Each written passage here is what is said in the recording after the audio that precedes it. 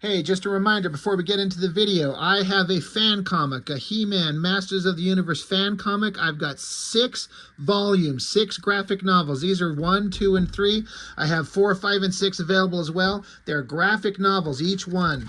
A fan story that I come up with years ago and just decided to make, and spent several years doing it and just kind of got out of control. And I just ended up making 6 graphic novels of the whole thing, and I have them available, and if you're interested, hit me up.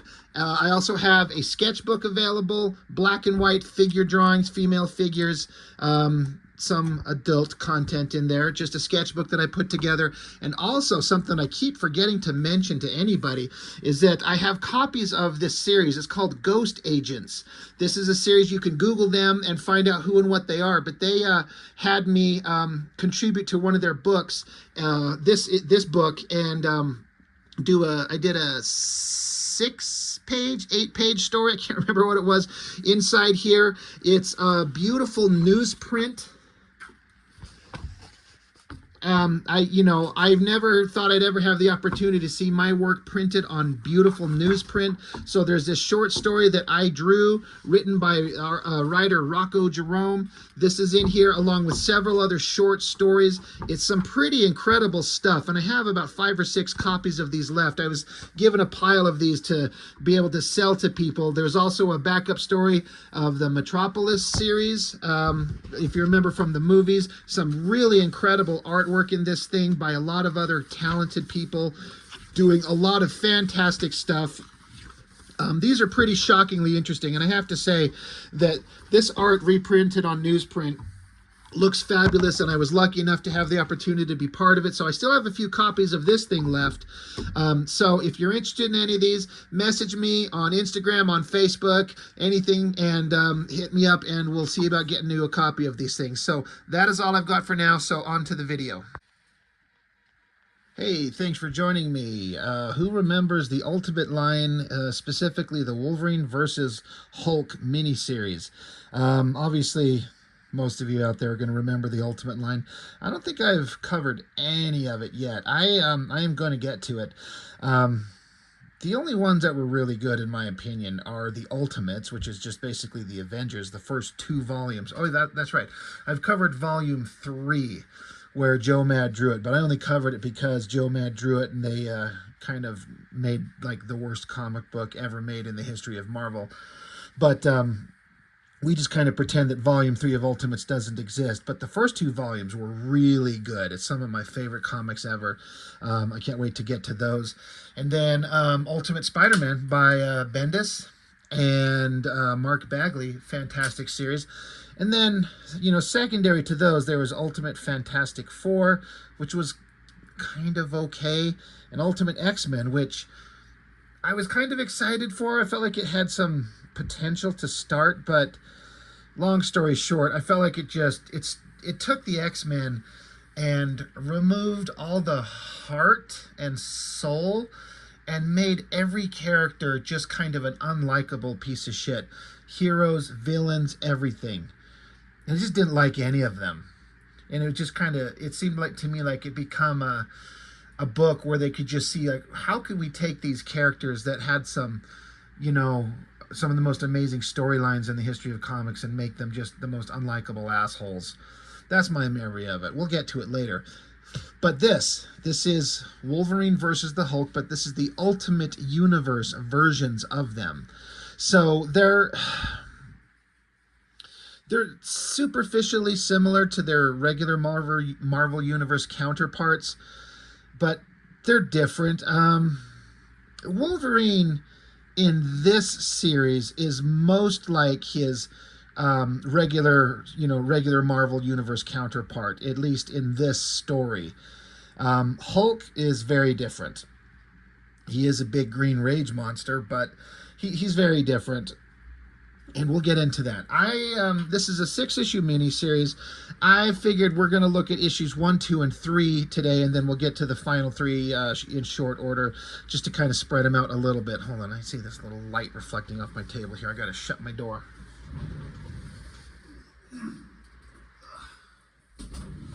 There.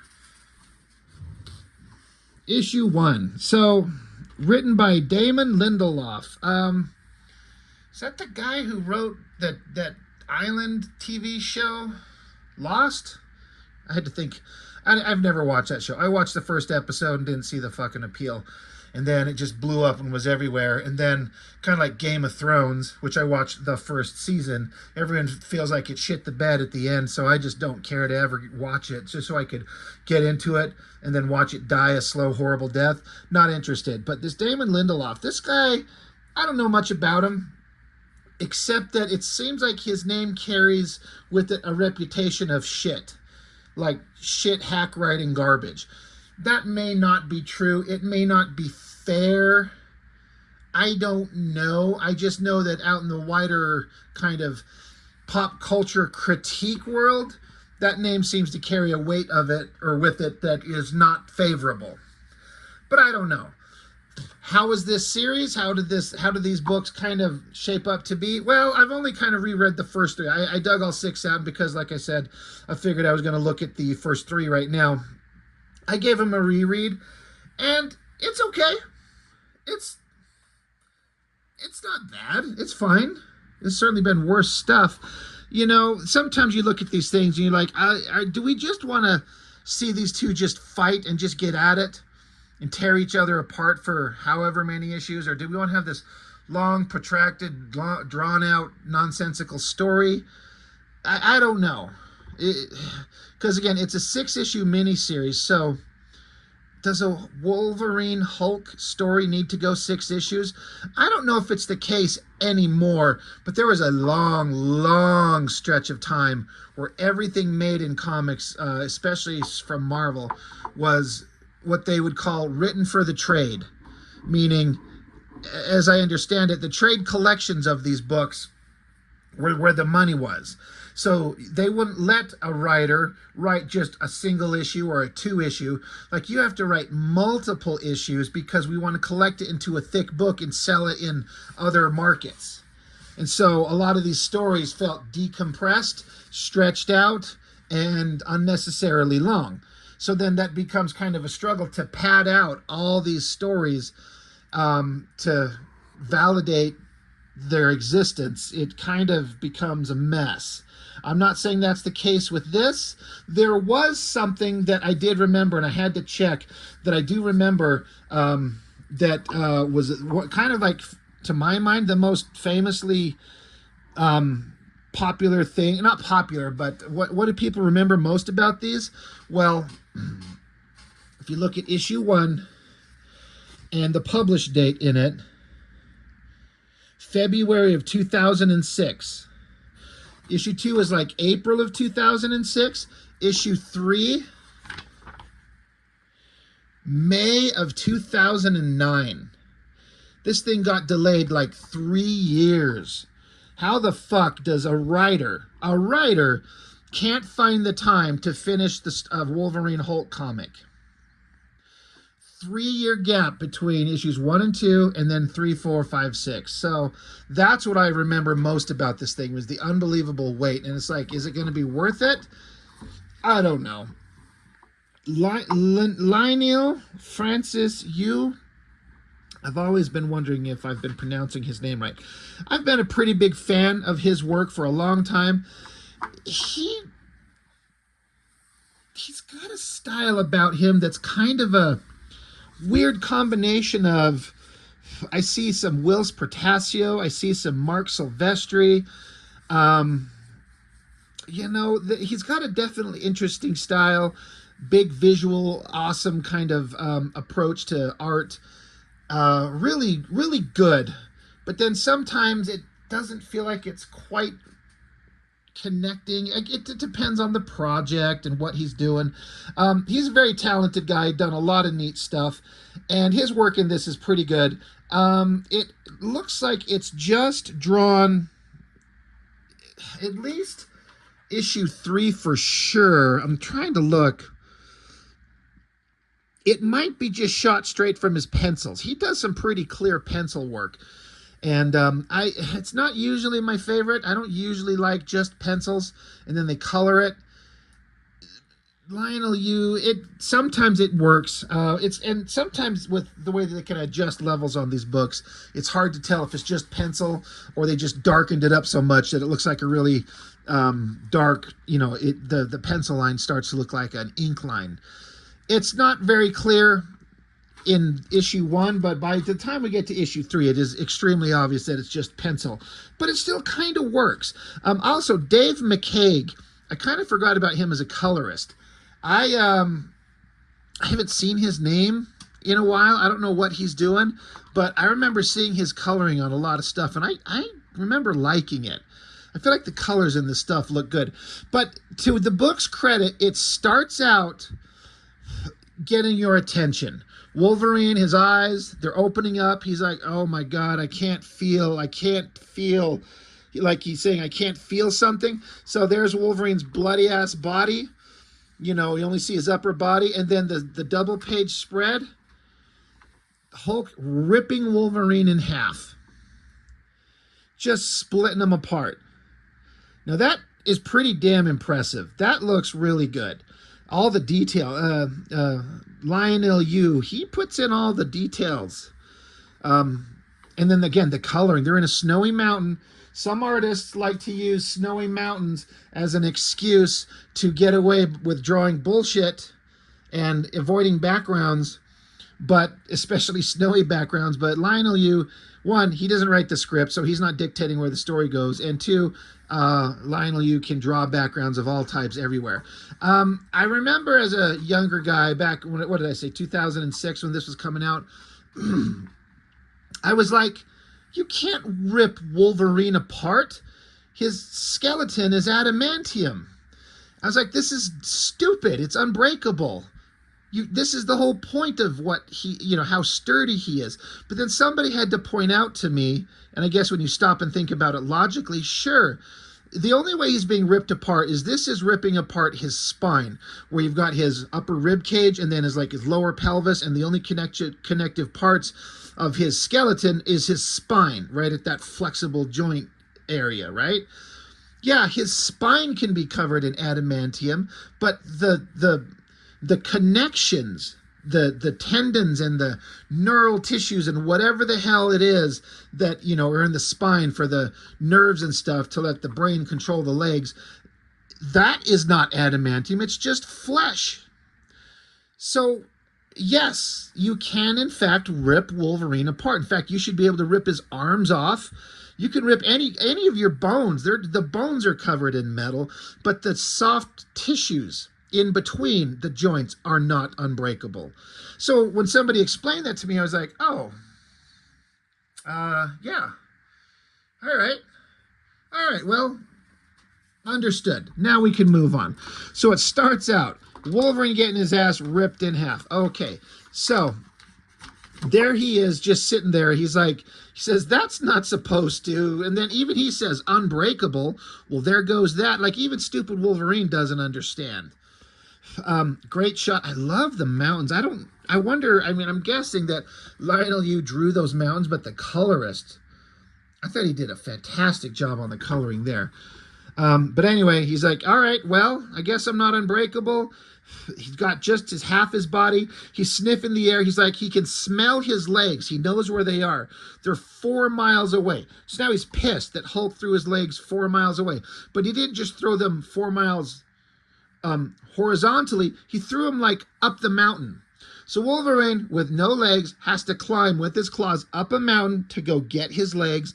And Wolverine's kind of musing in his head about how he's pissed off at Fury for sending him on this mission. So then we, I skipped a page. We come along, so we're meeting with the Ultimate Universe version of Nick Fury, which is just Sam Jackson, which is kind of an interesting story. They created Fury to be Sam Jackson, and from what I understand, Sam Jackson, the actor, gave them permission to use his likeness in the books. And then, of course, once they do the Marvel movies, Sam Jackson plays Fury. And Fury was awesome for a while until they fucking screwed the character over and made him into a little dumbass pansy. So dumb how much they ruined that character in the movies. And this is all fine. I like Sam Jackson. I like Fury. I just feel like the original version kind of got the shaft. Shaft. Fury, Sam Jackson played Shaft once. The original version of the character, just kind of like, oh, we're just gonna like act like he doesn't exist. Now, of course he does. These are two different universes, but I don't know. I guess it doesn't matter. But anyway, this is just the setup of Wolverine meeting up with Fury before. This is how before the fight. This is Wolverine getting the mission from Fury. And Wolverine's like, hey, we're here. But by the way, I'm not dumb. I know there's two people behind the wall. I can smell them. So they have a conversation back and forth.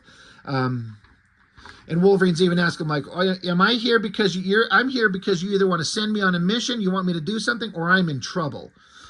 And Wolverine also surmises that, well, we're not at the Triskelion. We're not at the official place. So you must want to send me privately, secretly to go do something. Also, by the way, who the hell are the two girls behind the wall? Which he tells him, I can smell them. In fact, one of them is sucking on an Altoid. So like, all right, well, one of them is Betty Ross and the other is Dr. Jennifer Walters. Jennifer Walters is, of course, the girl who becomes She-Hulk in the other universe. And Betty Ross is the girlfriend to the Hulk. So they basically are setting him up. The Hulk is alive. Now, this is all set after and requires the understanding of the ending of Ultimates Volume 2, where the Hulk goes on this rampage and the Ultimates have to fight him and stop him. I actually haven't read the series in so long. I kind of forget the how and the why. But I remember really, really liking it. But it's kind of an unfortunate scenario where the big fight that the team has to stop is one of their own. The Hulk just goes on a rampage and he kills like 800 people in New York.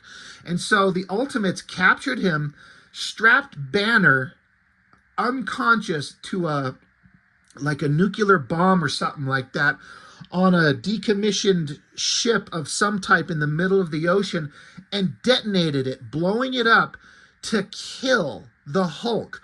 They executed him. But of course, as is the case, naturally, and this was revealed at the end of Ultimates Volume 2, it didn't work. They blew him up. They thought they did it. They felt bad that they had to go to that extreme, but Hulk could just not be contained. So they blew him up, and they figured that they were successful. But then it ended, like the last page, I haven't seen it in a long, long time, but like a crowded group of people. And then there was Bruce Banner, in clothes, glasses, and a hat. And he pulls the hat down and pulls his jacket up and turns and walks into the distance in the crowd of people and just disappears, just to go off to wherever he's gonna be. Well, now he turns up in the Hulk Wolverine fight comic. So they're like, we want to get this resolved quickly. And you're somebody who could fight him and take him down. That's why we want you. They found pieces of Banner, up to and including a jar of his own shit. They do mention that. Yeah, he says, why are you showing me a jar of Hulk crap? So, I guess there's a thumb in there. So I guess they're assuming that Hulk ate somebody, including their thumb, and then he shit it out. And they're like, well, this is genetically linked to Banner. He's alive. We need to take him out. Because, yeah, Wolverine here says, I thought you nuked him. And he says, we did. He's a little tougher than we thought. So they're like, well, how is he still alive? Or rather, how long have you known he's still alive? They're like, well, for sure, not very long, but there have been a series of several incidents that got our radar up. So they show a couple of incidents. There's a bombing in Paris, a cattle massacre in Ireland, an earthquake in India, and none of these things make any sense except for Hulk being there. So there's like, these are not low-profile events. There's a certain inevitability to finding out what's causing them. And they're like, well, what's causing them? He's like, it's Banner. So, yeah, they're like, he's out there. We need to take care of this quickly, quietly. Yeah, and so they keep explaining. Jennifer Walters, she's like, Banner killed 800 people in New York City. He was tried for mass murder and then executed for it in a very public way. S.H.I.E.L.D. was responsible for that execution. And Wolverine's like, oh, shucks, you brought me in here to save your job, Nikki? I was hoping for something noble. And Fury says, I brought you in here to find and kill the Hulk. And Wolverine kind of tucks his hat down, and Walter says, Bruce, he wants you to find and kill Bruce. And Wolverine's like, is there a difference between the two of them, between the man and the monster? Anyway, he's like, are you going to do it? He's like, yeah, I'll do it. And Fury's like, really? Like, you're not going to make me have to bribe you or threaten you? Or, like, why are you so willing to help? And Wolverine says, you said he's tough. It'll be fun. And Fury just laughs. He's like, yeah, all right. Well, where can I start? That's what they set it up. He's like, where can I start looking for him? So, a little bit later, Wolverine's sitting here talking with Betty Ross, and he's asking her, he's like, how long were you fucking Bruce Banner? And she's like, oh, you can tell that? He's like, yeah, I can tell. I can smell it on you. He's like, they were pretty hot and heavy for a while. Then she dumped him for Freddie Prinze Jr. Bruce overreacted. Wolverine says, he killed 800 people. Overreacting is yelling at the waiter when your steak isn't done right. And so she's sitting here saying, I hear your bones are laced with adamantium. I'm curious about your joints. So they're even kind of setting up the idea here that, yeah, your bones are indestructible, but the joints, just like I was talking about at the beginning. Anyway, they find a way to give Logan here something to get a sniff of, something to trace, something to track. So a time jump, he's in Tibet. There's this snowy city, bunch of guys. Wolverine's in a bar, and Wolverine's asking the bartender. He's like, I got to ask you a question. Why are there no girls in this town? Like, this town is just full of dudes. And the guy's like, I know speak English. And Wolverine's like, yeah, sure you don't. So he takes another sniff. He looks around, and so he gets up and he goes looking around the town. He's watching people exchanging money for supplies down here. He's just spying. He's looking. He's trying to figure out what's going on. He goes up this mountain, and there's this door that's kind of sealed away. Wolverine is there. He, takes a sniff at the door. He's like, yeah, this is where I need to be. So he goes inside the door, and here is the Hulk. So we get the splash page, and you got Hulk surrounded by how many different women? So this is implying or, answering the question that Wolverine is asking in town, where's all the women? So this is one of those moments where I'm like, it depends on your sense of humor and maybe the mood that you're in at the time. It's, it could be funny. To me, it's kind of ridiculous. And again, I don't mind cheesecake, sexy shit. I'm all about that. But it's also kind of stupid. Also, what is stupid is, again, the implication is there's no women in town. None. Because they're all here. So every woman in town is a super hot, supermodel, fuckable babe. And they're all just having a great time hanging out with the Hulk. Hulk has got a 24-inch ding-dong. Like, he's a monster. He ain't fucking any of these girls without splitting them in two. So it's kind of funny. It's kind of ridiculous. It just is what it is. So all the girls turn and look, and Wolverine's just like, hi, Bruce, and pops his claws. So it's like, oh, all right, because obviously we're building up to, we've jumped back in time, and we've reached a moment before Hulk ripping him in half. So that's issue 1. Issue 2. This issue basically sets up where Banner has been all this time. So, it jumps back in time. We're getting to the part where at the end of Ultimates Volume 2 where they executed Banner. And this is kind of a recap of it. You got the explosive device Banner. It's his own thoughts. He's thinking, they've strapped me to a 1 megaton bomb. I'm single-handedly responsible for the deaths of 850 innocent civilians in New York City. 62 of those civilians, of those people, were under the age of 13. Just kids. He's like, I'm responsible. He's like, no, not responsible. I murdered 62 kids. My name is Bruce Banner, and I deserve to die. So Iron Man flying away, Banner unconscious, strapped to the bomb, and right when the bomb detonates, his eyes open up. And of course, you can imagine what happens. The bomb goes off, but he turns into the Hulk, and this doesn't kill him. That's a great shot. I think the art looks fantastic, and the colors are selling it. That's pretty cool. So again, explaining and showing how the Hulk survived this. So long ways away, and now the inner dialogue. We're not listening to Banner anymore. Now it's the Hulk's thought. Hulk's falling through the water, giant splash. It says, Hulk no fly. They try to blow up Hulk. Stupid Banner. Stupid Banner trust Betty. Betty tried to blow Hulk up. Ooh, fishy. Like it literally says that. He's down there and finds it looks like maybe a, is it a humpback? Humpback people? Whale. Anyway, all great artwork, great anatomy, great expressions. Lionel Yu, he's fantastic. Again, I'm trying to determine if this is just, I think this is just pencil line work. I can't tell if it's inked. But yeah, Hulk is kind of a dummy. So he's swimming along, and then we get to the Omaha Beach in Normandy, and there's some people looking at this monument to, I guess, the war. And as they're sitting there chatting, they see Hulk coming out of the water. And then as they're looking, as they're watching, we don't see it, but he changes from the Hulk back to Banner right in front of him. He's like, hey, how you doing? So now it's a month later. They're in France. And Banner is talking with a therapist, and he's trying to work out his issues, just trying to work on himself. And, you know, he has to stay hidden. He has to deal with being the Hulk. And so the therapist here keeps digging into him. Why you're extremely angry. And he's like, I'm not angry. And she's like, are you sure? You know, she says, she's basically saying, you're brilliant. She says, we've been working together for a month now. You're a vastly intelligent man, a quick study, brilliant, so much that I can't even detect your accent anymore. But she's like, I fear your intelligence gets in the way of your growth. And she says, you can't grow if you're in denial.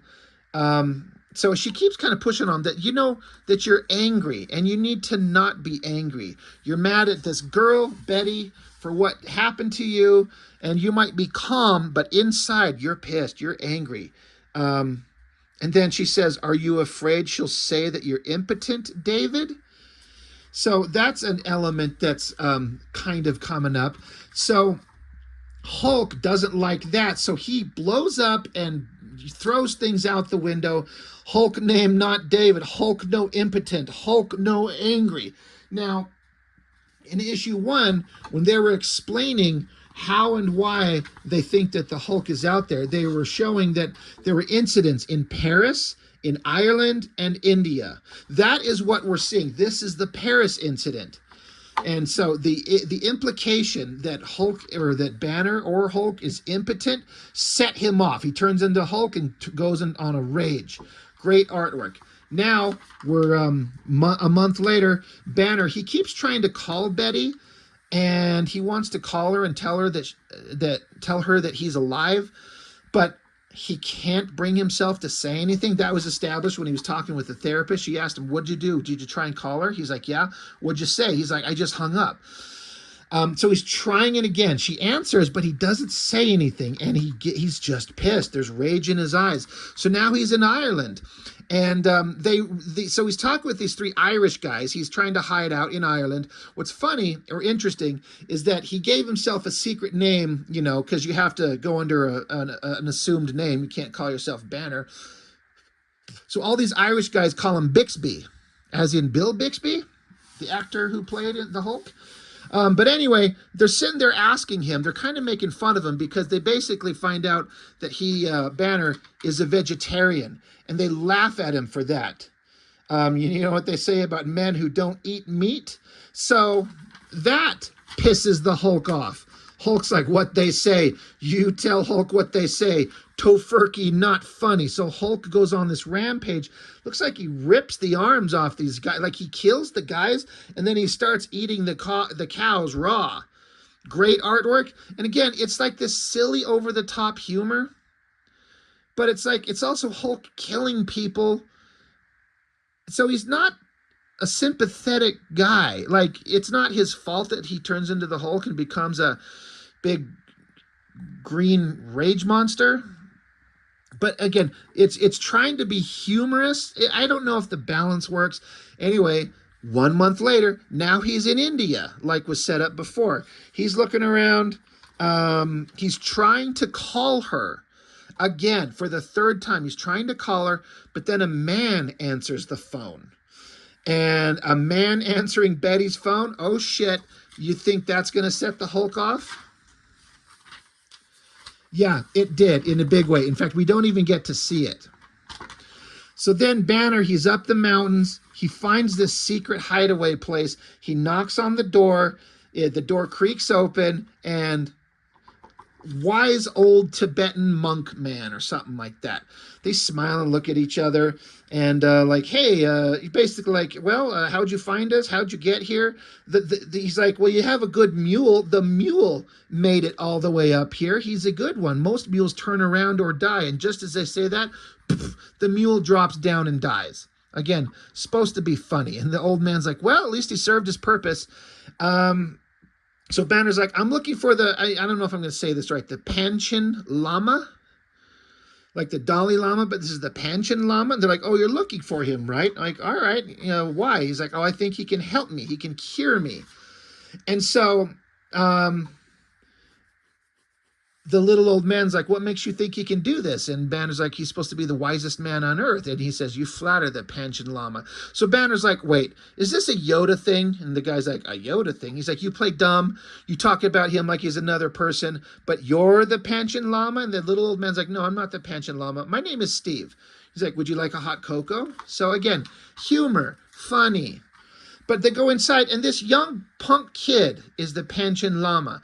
And so he goes to explain how he and the Dalai Lama are supposed to, like, when one dies, the other one is supposed to go find the spirit that they were reincarnated in a new body. And then when the other one dies, they swap back and forth, finding each other constantly throughout the centuries. And it's kind of he's trying to make a point to him. He says, yeah, the Dalai Lama, that's what you do. That's your job over hundreds of years, thousands of years. You find each other. And so the guy's like, bingo. So let me ask you this. If it's my job to find him, and his job to find me, who found who first? You Westerners have a much more amusing way of posing this riddle, something to do with chicken and eggs. So what brings you here, Banner? And he's like, well, how do you know who I am? And the kid's like, the man who gave you the map ran your fingerprints through Interpol and called me on my cell. He's like, these are dangerous times, Bruce. Sometimes it's better to be technical than mystical. But, so yeah, they get up here, and so the little young kid, he's like, when angry, you transform into a large creature with almost limitless strength and an appetite with green, or is it gray skin? And Banner's like, it kind of changes sometimes. And so the kid's like, well, it changes. Yeah, I suppose that's the point, isn't it? You change into this Hulk, but what if we look at it another way? And so Banner's like, what other way is there to look at it? Hulk he's out of control. He's dangerous. He's a murderer. The kid says, you speak of him as if he's not you. And Banner says, he's not. And so the kid says, but this is the other way. Ask yourself, what if it is not you who changes into the Hulk, but the Hulk who changes into you? Chicken and eggs, Bruce. So I guess they're trying to introduce kind of who's actually the primary personality and control here. I don't know. Trying to make it probably a little bit more complicated than it should be. Then we jump back to the end of the first book where Wolverine showed up at the Hulk's den with all his little hot love slaves. And so we start there again. So Wolverine opens up the door. He pops his claws, says, hello, Bruce. And so Hulk says, hello yourself, Logan. Would you like some hot cocoa? And so down here it says, next issue, enough chit-chat. Let's get on with the damn fight, because that's what we're here for. Well, they made you wait 3 fucking years to get issue 3. But we don't have to. I kind of dig this cover, Hulk raging and just Wolverine's claws sticking out from his flesh. It's pretty awesome. So anyway, so it gives kind of a recap of everything that's going on. Then it says, want to know what's going on? Then turn the page already. Now this art is very obviously, I don't know if you can see it. You could see the pencil scratchy lines where the artist Lionel Yu is just penciling in the dark shading parts. So this is just him doing pencils. There's no ink work on this for sure. And because it was 3 years, they give a single page recap Fury says, I want you to kill him. Wolverine says it'll be fun. She's saying Bruce is a nice guy, make it quick. Banner's saying, I killed 815 people. The little Dalai Lama kid's like, what if it's not you who changes into the Hulk, but the Hulk who changes into you? Wolverine found Bruce, and Bruce says, hey, Logan, would you like a cup of hot cocoa? And there's hot girls here because why not? So Wolverine, the text boxes, again, it's even trying to be funny. The text box here says, so without further ado, we're going to hand this over to Logan. Apologies in advance if it's a little jumbled, but the guy's had his memory erased at least once, so cut him some slack. So now it jumps into Wolverine's inner thoughts, his inner monologue. And he's like, well, where the fuck do I start? So we see a close-up on his eyes, and then we see Wolverine fighting a panda bear. He's like, not here, back up. And then you see Wolverine fighting Bruce Banner, but not Hulk. And Banner's saying, do it. And he's like, nope, back up. And then you see a set of legs here with Wolverine and Hulk, and the set of legs is saying, break it up, boys. And Wolverine's inner monologue says, nope, keep going. And then we see Hulk ripping apart Wolverine. And he's like, oh, nope, too far. Already done this part. Wait, stop right here. This is good. So Hulk is sitting here holding Wolverine's lower half of his body. And he says, which one do I get to eat, Logan? The right or the left? Your call. So Wolverine's looking up at Hulk because he crawled up the mountain, found the Hulk, but the Hulk has his legs, and the Hulk's saying, I'm going to eat one of your legs. Which one is it? And Hulk's saying, you got 3 seconds, pick or I'll pick for you, right or left. And Wolverine's just sitting there staring at him, and Hulk counts down 1, 2, and Wolverine's inner thoughts are telling us the Banner isn't bluffing. So Wolverine says, the left, and Hulk is like, he stops, and Wolverine's like, what? He's like, the left? Are you sure? And Wolverine says, am I sure? You're going to eat my fucking leg in front of me, and you're fucking asking me if I'm fucking sure? So Hulk says, you're taking this way too personally. Hulk says, I don't even, if I don't eat your leg, you're just going to stick it back on and come running after me. Wolverine says, flaw in your logic, Brucey, because I'm going to come running after you, even if I have to stick a branch up my damn stump. Well, Hulk says, well, now you're just making an argument for me to eat both. Wolverine says, are we having a conversation now? Hulk's like, sorry, the monks are into protracted periods of silence, and the girls don't have much to say, well, other than the sex. But I like to talk to you, Logan. You're plucky. But then they hear a loud sound in the air, the sky above them. A jet goes streaking by. It's a sonic boom, and they look up, and they just drop something. Something's coming down and falling towards them, and Wolverine's inner thoughts is like, oh, shit, wait. Damn, I forgot this part. Back up. So we back up, and it says, I said back up. So now this is where Hulk and Wolverine are fighting, because we haven't got to see the beginning of the actual fight yet. I like this big splash page here. That's a good shot. Lionel Yu knows anatomy really well. And again, I really like Dave McCaig's colors. It's really good. So yeah, here we are, Wolverine there. He's like, you know what? In his thoughts as he's talking to us, it says, you know what? I'm sick of keeping the order straight. This all happened before that green fucker ripped me apart and tossed my legs up a mountain. You figure out where it goes. Anyway, we'll just have to see how this turns out. So Hulk is raging after him, but Wolverine's thinking in his brain here. He's like, I'm trying to remember, or he's saying, see if you can guess. What did I say to piss him off so bad? Because if you notice, when Hulk is up here threatening to eat his legs, Hulk is talking very rationally and calmly and coherently. And that's not kind of the Hulk. Like, Hulk was kind of a dummy. Remember in the second issue where he's like, oh, fishy. Hulk is a big, dumb idiot. But Banner's obviously got, at least in some instances, the ability to control his rage and his thoughts as the Hulk. So Wolverine's wondering, what did I say that would piss him off? So now we go back when Wolverine showed up at first. And, yeah, Hulk is getting up. He's like, hello yourself, Logan. Would you like a cup of cocoa? And Wolverine just looks, and Hulk says, you seem surprised. Wolverine says, you're a 20-foot monster surrounded by naked chicks in the middle of nowhere, and you just offered me a fucking beverage. Nah, I ain't surprised at all. Hulk says, who sent you? Wolverine says, who says anyone sent me? He goes, was it Fury? Fury who? Fury who? Hulk says, if you've come here to kill me, at least show me the decency of not playing dumb, Logan. Logan says, if I came here to kill you, you really think I'd give a shit about decency? So they have some back and forth conversation about what's going on. And Wolverine says, "You ain't what they told me you were." And so Hulk's like, "Well, gosh, the leader of the government's most covert strike force wasn't entirely truthful? Go figure." Wolverine says, "They told me you were dumb and strong and dangerous." And Hulk says, "Well, 2 out of 3 ain't bad." So Wolverine says, "How'd you get to be so smart?" And Hulk says, "I used to be an animal too, Logan, but then I decided to stop being so angry. You should try it. Maybe you'll get smart too." And Wolverine grits his teeth. He says, "I ain't angry."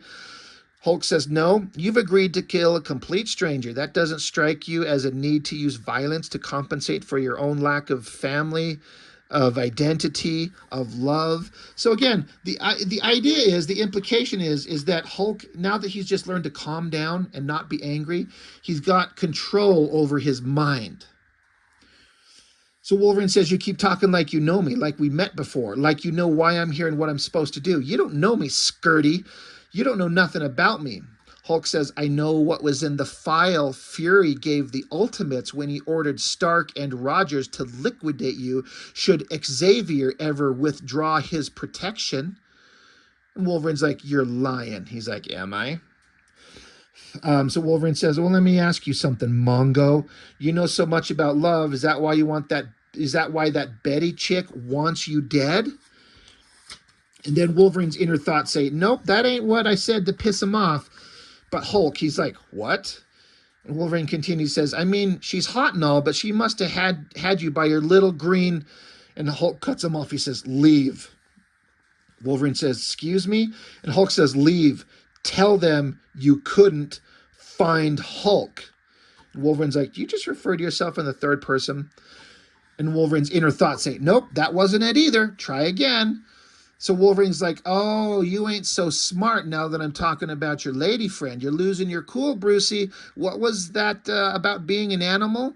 And so Hulk's getting dumber because he's getting pissed off. Wolverine's pushing his buttons and Wolverine's piecing it together. He wants to fight him, and calm, rational Hulk is not going to fight. But if Wolverine pisses him off, Hulk will fight. So Hulk's like, "Hulk, say leave." And so Wolverine says, all right, you're right, I'll beat it. You ain't dangerous, so why am I even here? Sorry, Doc, no harm, no foul. So he goes to walk away. He's like, "Hey, just one last thing." And this is kind of weird, us being friends now and all, but I gotta ask, since I'm so damn decent, since you don't care about her anymore, Betty, do you mind if I take her out sometime? Dinner, dancing, maybe a little, it cuts off right there. Bam! Giant punch to Wolverine. It says, "Yep, that was it. That's what pissed off the Hulk enough to get them engaged in the fight." So Wolverine busting through the door. Now we get a big double page spread of them tumbling down the mountain, punching, grabbing, slicing, fighting each other, screaming, hacking, throwing each other around, and then right up to the point where Hulk picks up Wolverine and rips him in half and throws his legs up the mountain.